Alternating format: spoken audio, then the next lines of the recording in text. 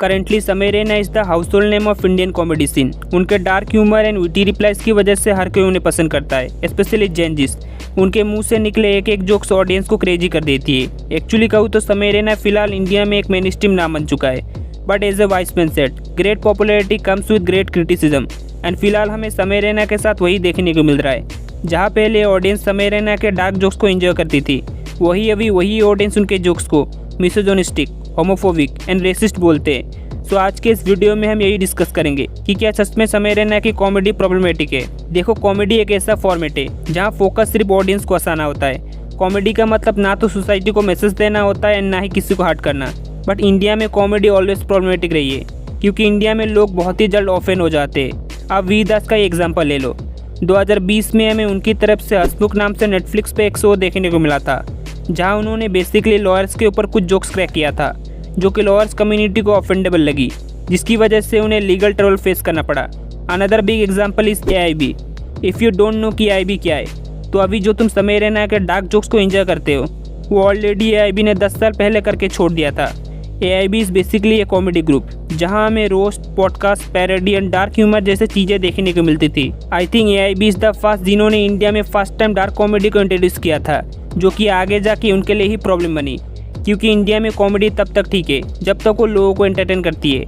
But जैसे ही comedy entertainment से हट के मेन स्ट्रीम की तरफ बढ़ती है, देन वो प्रॉब्लमेटिक होना शुरू होती है, जो कि हमें AIB के साथ देखने को मिला। 2015 तक AIB एक वेल नोन नाम बन चुका था। बड़े बड़े सेलिब्रिटीज़ को लेके रोस्ट शो करना हो या पॉडकास्ट, या हो आलिया भट्ट को लेके उन्हीं की मूवी की पैरोडी करना हो, हमें सब कुछ AIB में देखने को मिल चुका था। इवन उन्होंने लेट इरफान खान को लेके पार्टी ऑल नाइट का गाली गलौच वाला स्टूप वर्जन भी बना दिया था। But as I said, India में कॉमेडी तब तक ठीक है जब तक वो लोगों को एंटरटेन करती है। बट जैसे ही कॉमेडी एंटरटेनमेंट से हट के मेन स्ट्रीम की तरफ बढ़ती है, देन वो प्रॉब्लमेटिक होना शुरू होती है, जो कि हमें AIB के साथ देखने को मिला। जैसे जैसे AIB पॉपुलर होने लगा, वैसे वैसे चीज़ें बिगड़नी शुरू हुई। आज जिस तरीके से समय रैना के इंडियाज़ गॉट टैलेंट को कैंसिल किया जा रहा है, उससे एक्सट्रीम लेवल पे AIB को कैंसिल किया गया था। इतना एक्सट्रीम कि इसको कैंसिल करने के लिए लोगों ने धरना तक शुरू कर दिया था।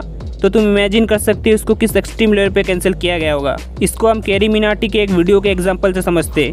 3 साल पहले कैरी ने कैंसल कल्चर नाम से यूट्यूब पे एक वीडियो अपलोड किया था, जहाँ हमें वीडियो में दिखाया जाता है कि कैसे जब चीज़ें मेन स्ट्रीम होने लगती है, तब उसको कैंसिल या बॉयकॉट किया जाता है, जो कि हमें 2015 में AIB के साथ देखने को मिला।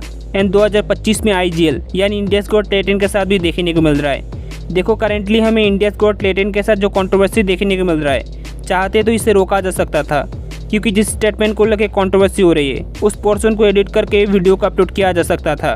क्योंकि इतना आइडिया तो समय को भी होगा कि अगर ये चीज़ पब्लिक हुई, देन पूरा इंटरनेट फटने वाला है। इवन देन उन्होंने उस पोर्शन को एडिट नहीं किया। देखो, फॉरेन में डार्क कॉमेडी बहुत ही नॉर्मल है, बट अगर हम इंडिया की बात करें, देन यहाँ सेल्फी अपलोड करने से पहले भी एक बार सोचना पड़ता है। तो अगर आप इस तरह के स्टेटमेंट पास करोगे, देन कैंसिल होना तो ऑब्वियस है। भले ही आपका इंटेंशन ऑडियंस को एंटरटेन करना हो, बट आपके उस स्टेटमेंट ने जो इम्पैक्ट छोड़ा वो बहुत ही हार्मफुल था। अगर हम समय की बात करें, देन वी ऑल नो कि उनकी कॉमेडी कितनी डार्क होती है। इतनी डार्क कि सुनने वाला भी एक बार शर्मा जाए। माना कि आप एक डार्क कॉमेडियन हो, बट डार्क कॉमेडी की भी एक लिमिट होती है, जो कि वो अपने हर जोक के साथ क्रॉस कर देते हैं, जिसकी वजह से कॉमेडी का मैंने ऑफेंसिव ज़्यादा हो जाती है। अब कुसा कपिला वाला जोक ही देख लो। उन्होंने जिस तरीके से कुसा के ऊपर जोक क्रैक किया था, वो बहुत ही ऑफेंसिव था, जिसकी वजह से उस पोर्शन तक को सेंसर करना पड़ा। एक पल के लिए तुम खुद को कुसा की जगह इमेजिन करो, एंड कोई तुम्हारे ऊपर इस टाइप के जोक्स क्रैक कर रहा है, तो क्या तुम उसे ऐसे जोक ले सकते हो? ऑफकोर्स नहीं, क्योंकि कॉमेडी के नाम पे गाली देना एंड ह्यूमर में बहुत डिफरेंस होता है। तो तुम ही सोचो उस समय कुसा के ऊपर क्या बीत रही होगी, इतनी ऑडियंस के बीच इस टाइप के जोक सुनने के बाद। देखो, इसको लेके भी कंट्रोवर्सी होती। अगर चीज़ें मेन स्ट्रीम हुई होती तो फिर भी थोड़ी बहुत तो कंट्रोवर्सी हुई। इवन कुसा की तरफ से भी बहुत से ऐसे स्टेटमेंट आए कि कैसे ये जोक उनके लिए बहुत ही ट्रॉमेटाइजिंग था। कभी कभी समय के जोक्स बहुत ही इंसेंसिटिव फील होता है। ऐसा लगता है कि वो चीज़ों को फोर्सफुली डिलीवर करने की कोशिश कर रहे हैं, जस्ट फॉर वो फनी लगे। ऑल्सो इफ़ यू नोटिस, वो एक ही जोक को रिपीटेटिवली डिलीवर करते हैं, जस्ट प्लेस अलग होता है। उनकी ज़्यादातर जोक्स स्टीरियोटिपिकल एंड प्रोवोकिंग होती है, जो कि कभी भी किसी को भी ऑफेंड कर सकता है। डार्क कॉमेडी एक ऐसी कॉमेडी है जिसके बारे में कोई भी खुल के बात करना नहीं चाहता, क्योंकि उन्हें पता है अगर चीज़ें इधर उधर हुई, देन कंट्रोवर्सी होना ऑब्वियस है। इसीलिए कोई भी ये साइड ऑफ कॉमेडी को एक्सप्लोर करना नहीं चाहता। एंड यहीं पे एंट्री होती है समय की। उन्होंने इसको एज ए लूपहोल देखा एंड अपॉर्चुनिटी समझते हुए डार्क कॉमेडी स्टार्ट कर दी। उन्हें भी आइडिया तो था कि एक ना एक दिन कंट्रोवर्सी होना तो यही, क्योंकि आप जितनी भी अच्छी कॉमेडी क्यों ना करो, अगर आप डार्क कॉमेडी कर रहे हो देन एक ना एक दिन प्रॉब्लम होना तो यही।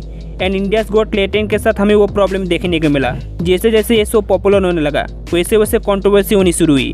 छोटी छोटी बातों पे लोगों को प्रॉब्लम होने लगा। एक कंटेस्टेंट ने दीपिका पादुकोण के डिप्रेशन के ऊपर जोक क्रैक किया था, उसको लेके भी बवाल हुआ। लोगों की तरफ से उन्हें बहुत बैकलैश झेलने को मिला। यूँ कहूँ तो इस शो का हर एपिसोड ही कंट्रोवर्सी का शिकार हुआ।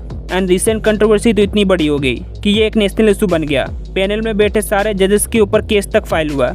इवन शो के सारे एपिसोड तक को डिलीट करना पड़ा।